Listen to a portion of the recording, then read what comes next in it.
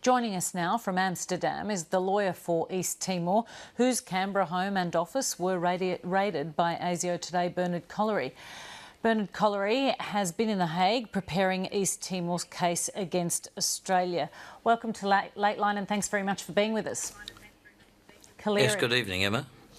So tell us first of all, what were those ASIO agents looking for and what exactly was taken in the raid? Well, there are many files taken.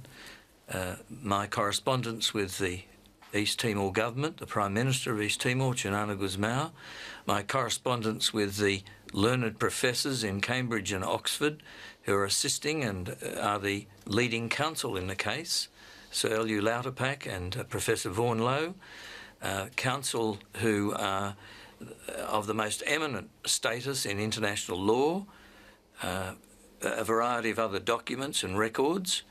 Now, the Attorney-General, Brandis, suggests that he can separate the two issues. That's a nonsense. This is an attempt to intimidate our witness and to prevent the evidence going forward at The Hague of this conduct. Will that be achieved? Well, of course it won't. I can't think of anything more crass than what has occurred.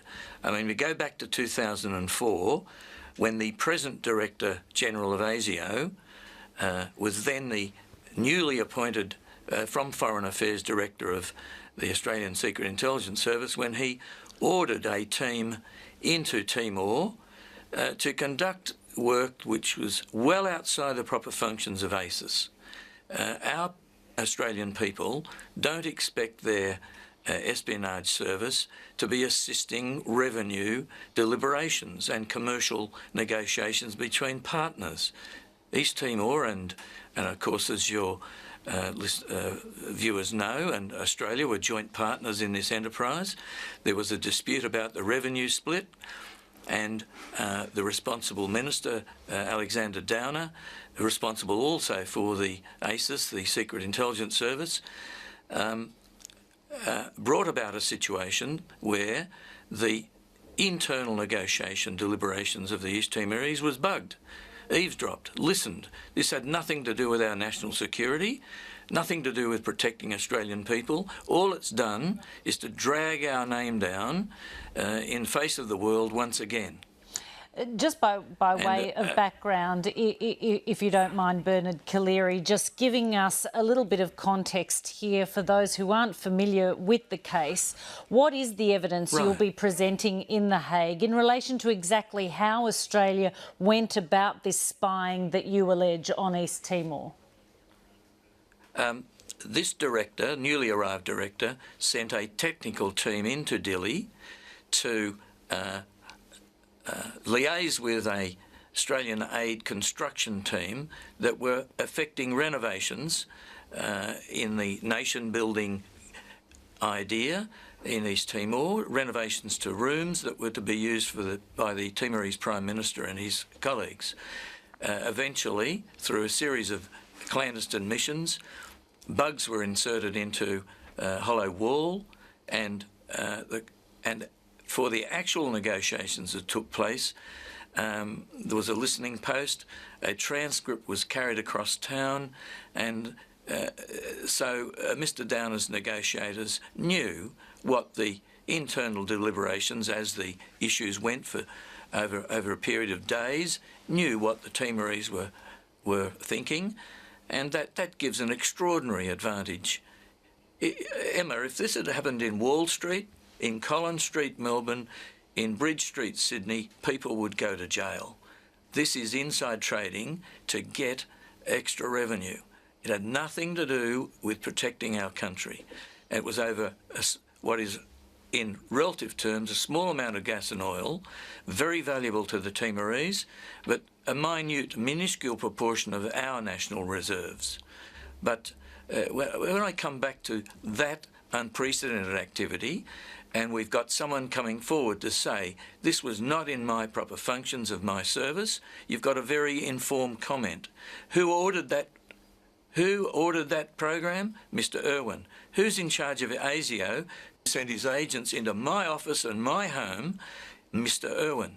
Now, I want Mr. Irwin to know this, that You we'll mean, see you who mean David turns out on the Irvine? right... Apologies David for Irvine. interrupting, yes. Yes, I mean David Irvine, currently head of ASIO, who after his newly arrived appointment in ACIS in 2004 ordered this operation. Now, Mr. Irvine better consider about who is going to be, in the end of this day, on the right side of the law.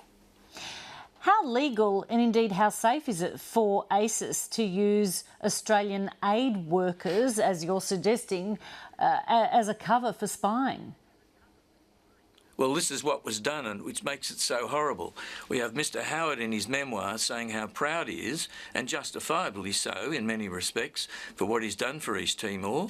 You've got a massive amount of our wonderful troops who I saw there over the years, our wonderful volunteers and non-government people, and you've got this little operation, a sinister little sneaky operation besmirching our country's name and helping to keep this country poorer.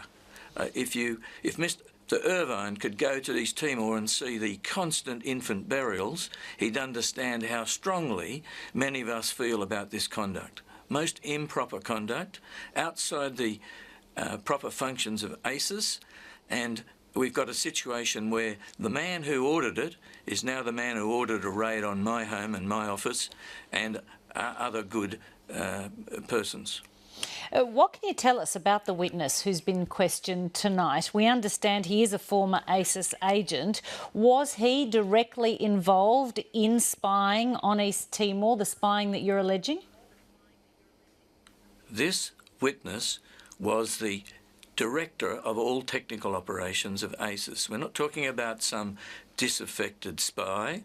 We're talking about a very senior, experienced, decorated officer who formed a proper view, as would any good person, that this was a wrong operation.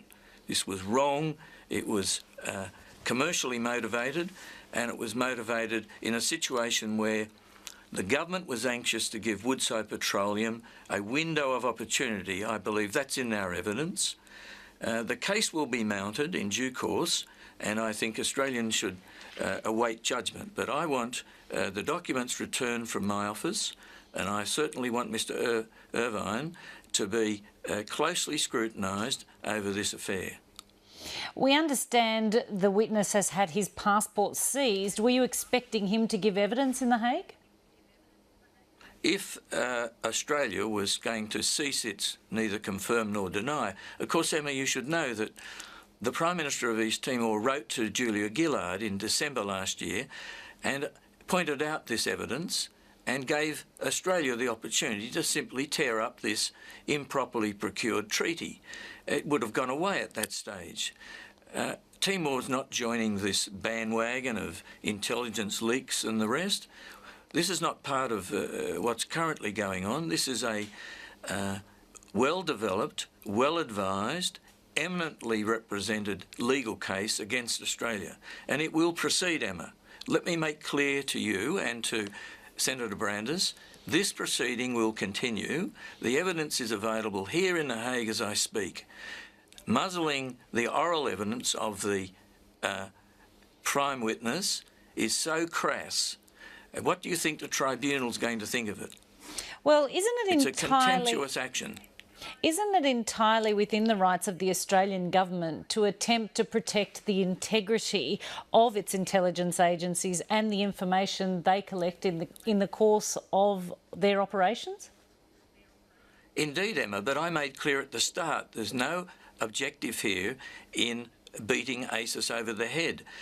This is a wrong operation, clearly disagreed to within ACIS, which is a significant issue, and this witness is not providing evidence at large about operations of ACIS, and Australia would know if it had, and it hasn't. Nothing else is coming out of this case but that there was an operation in league with aid programs to construct listening devices into the walls of a building in Timor to be used by the new government. What threat to Australia's intelligence integrity does that disclosure give? What it requires is a full judicial inquiry into the conduct of ASIS in relation to this matter.